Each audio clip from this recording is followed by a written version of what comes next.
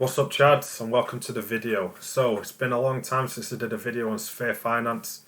Now, these guys have got the version 2 coming up very, very soon, and they've got all the new features coming out, so I thought I'd do a nice update video on Sphere Finance, seeing as though it's been quite a while, and a lot of stuff has happened over the last couple of months. So, we'll just head over to the chart, so we can see that launch was, like 16th of March, and now we are right at the end of April, so it's been over 2 months since launch, and, I mean, just look at this.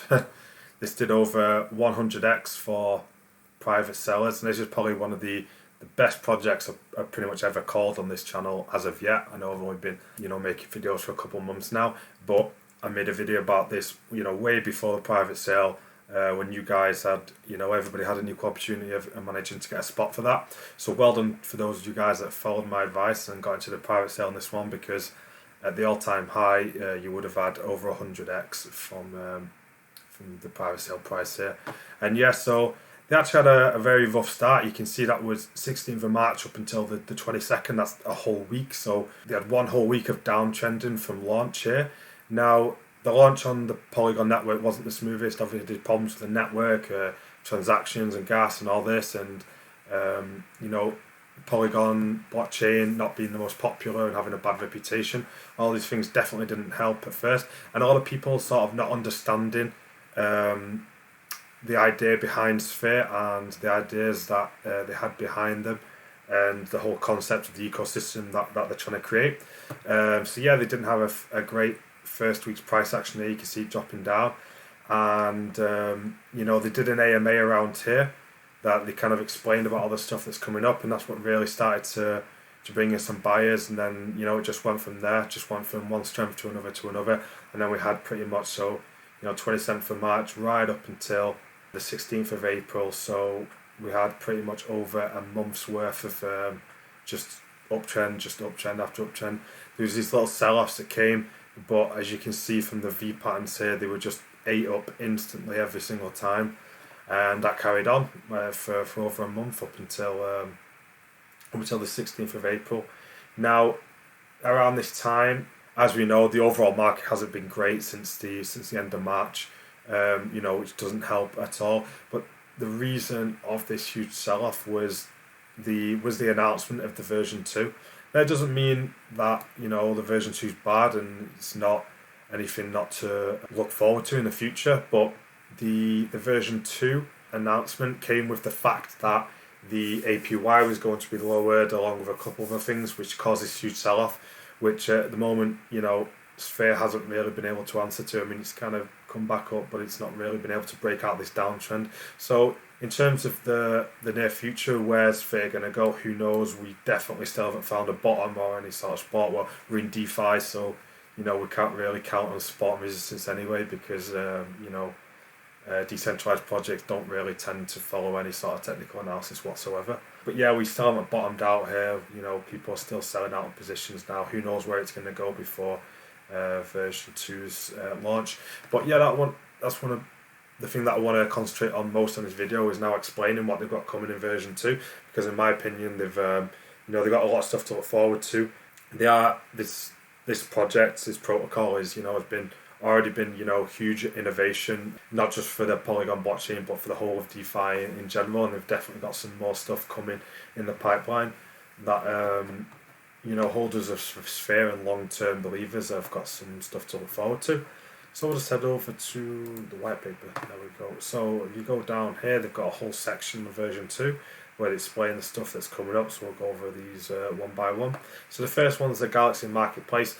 Now, they took this idea off Olympus DAO and the forks that came after it. So they're going to be implementing, a similar sort of thing, but they have changed it in certain ways, because they say that, there's problems with this system, and it's the reason why Olympus DAO forks kept failing was because of bond flippers. So basically, the people that were contributing and taking part in the bonding, what they were doing, basically they were just taking the discounted tokens, selling them and flipping and repeating the process, and it was killing off the projects. Now what Sphere intend to do to kind of combat this and get around it is that they're not going to be minting any new tokens to be given to the for the people that are supporting the Galaxy Marketplace. So where it explains that where they're getting these discounts for tokens from. The tokens we give a reward to bonders come from our kinetic bonds. Bonds for whales who wish to sell part of their Sphere portfolio at a lower tax rate for stables. So, when whales want to, sell their big positions instead of just selling off onto the chart, then, they can kind of sell off on a side market so it doesn't affect the chart so much. And the Sphere tokens earned from these kinetic bonds are then redistributed to the bonders.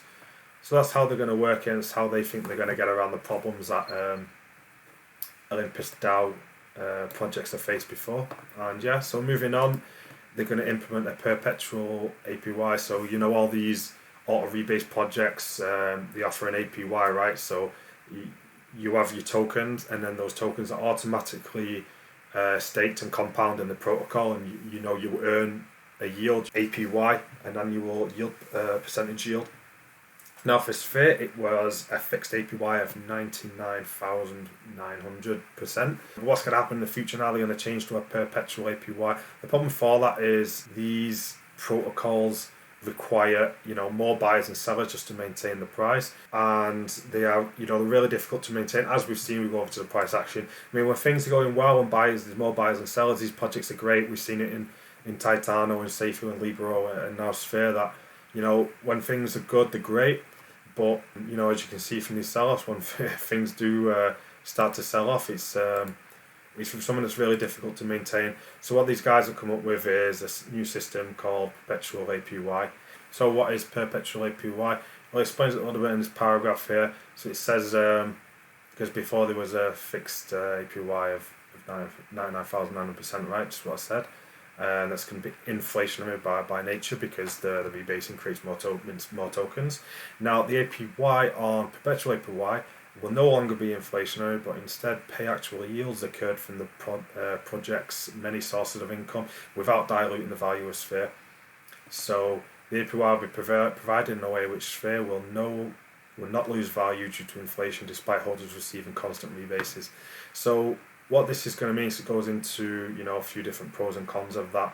So obviously one of the cons is that the APY is no longer going to be 1.9% per day. It's going to be less. But then the main pro of that is sustainability and longevity. It's going to mean that during more difficult times in the market and during sell-offs, that the project's going to be able to sustain itself over the long term a lot more. And yeah, so moving on, quantum liquidity as a service. Now all you guys that are investing in Sphere, all about this. There's been a lot of talk about it. It's probably been one of the main catalysts and one of the main innovations that Sphere's come up with, which has helped cause this huge run up in price here, as it's gone up to over 11 cents.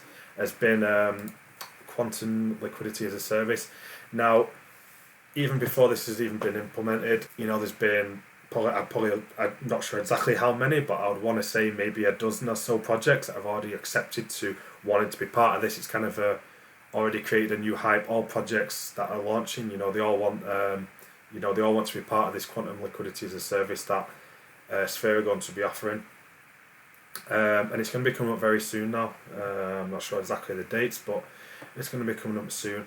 So how it basically works is this. It says here, projects can apply to be a part of it, and then once agreed upon, projects will then pay a fee to Sphere Finance, usually in the project's tokens. In exchange for that payment, they will move their liquidity to Tattoo Swap's custom-built Tattoo vaults for the quantum liquidity farming. The liquidity earned in these vaults is then utilised by the project as they wish. Sphere benefits because the projects are paying a fee to doing this, and then the projects are also benefiting because they're able to grow their liquidity without depending on investors and mercenary market makers. And yeah, so this is a huge innovation that Sphere have come up with. It's kind of a first of a kind that we've never seen before, and there's been a lot of projects already that are wanting to be part of this, and I'm sure that once everything's ready and put in place, this is only going to have a positive impact on the price of Sphere. Moving on to Sphere Games now. Sphere obviously aren't the first lottery-based project to come up with their own little game and lottery system. Even Titano, the first one, had their version of it. Unfortunately, their version did have a breach in the contract and caused a massive sell-off, basically a hack. Now, Sphere's games are going to be based on the widely popular pull-together protocol.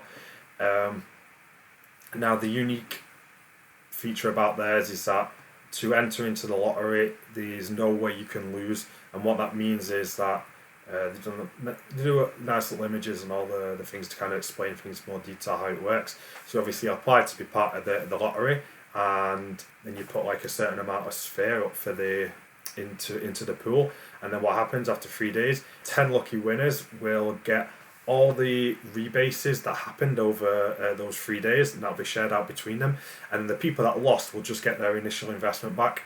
So the people that entered, you're not at a loss whatsoever. Even if you lose, you're going to get your initial investment back, and the people that win, earn all those rebases. So there's kind of no way to lose in this, which I think is a pretty good system.